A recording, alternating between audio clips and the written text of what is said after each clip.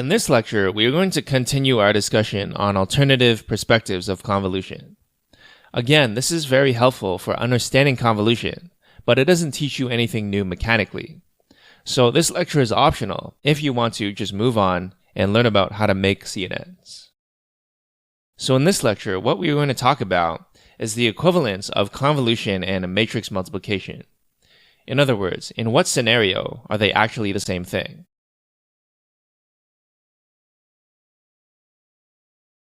Let's do an example. This is easier to see if we only do a one-dimensional convolution, so let's first go over how that would work. This should be easy since two-dimensional convolution is just a generalization of this.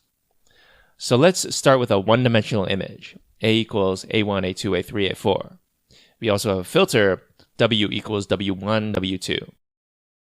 Then the convolution output will be B, which is A convolved with W, and the elements are A1 times W1 plus A2 times W2, A2 times W1 plus A3 times W2, and A3 times W1 plus A4 times W2.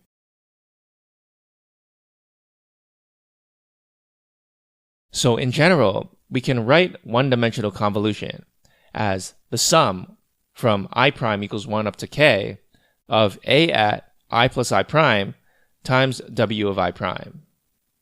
You'll notice that this is the same equation we had for a two-dimensional convolution, just with the second index dropped.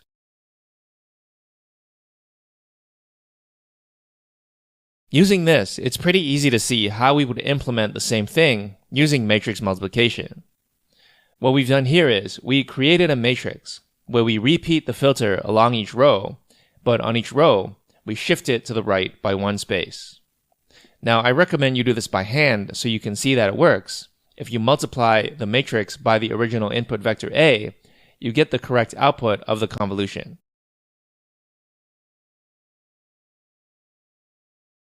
So what's the lesson here?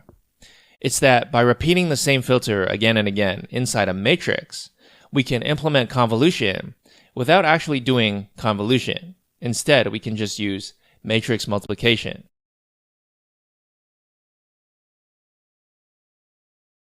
But there is another problem with this particular method of doing matrix multiplication, and this is that the equivalent matrix repeats the filter multiple times. So the result is that the matrix takes up a lot more space than the original filter, which was just a two-element array originally. In other words, while this was a helpful perspective, you don't necessarily want to implement convolution this way.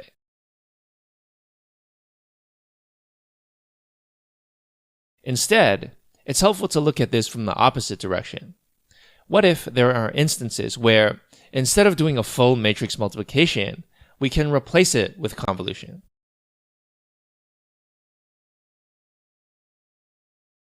This is the idea behind parameter sharing or weight sharing.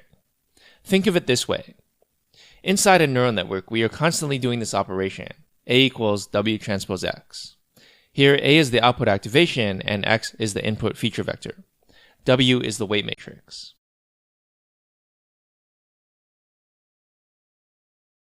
Well, what if instead of a full weight matrix, we just had the same two weights repeating over and over again? Then we have less parameters, our neural network takes up less memory and RAM, and thus we can make the computation more efficient. In other words, convolution saves both space and time by using less weights.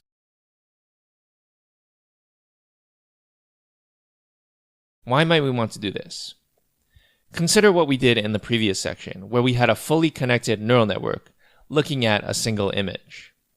Luckily, those images were just grayscale images of size 28 by 28, which gives us 784 features. But what if we had a slightly larger image and add color? The CFAR10 dataset is one such example. Those images are 32 by 32 by 3. In this case, we have 3,072 features. That's quite a large increase from 784. And keep in mind, a 32 by 32 image is quite modest in size, to say the least. Modern CNNs, such as VGG, look at images of size 224 by 224. If you used a full weight matrix, then you would have 150,528 features. Suppose you're looking at an image with modern HD resolution. That's 1280 by 720. In this case, you would have about 2.8 million features. As you can imagine, this is much too large for a neural network.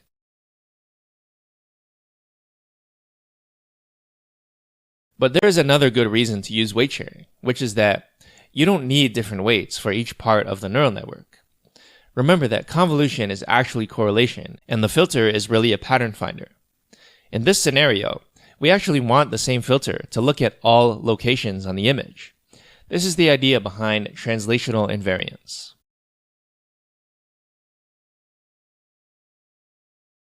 Suppose we are building a dog versus cat recognizer. Here is an image containing a cat. Here's another image containing a cat. But what's the difference between these two images? The only difference is that the cat is in a different position.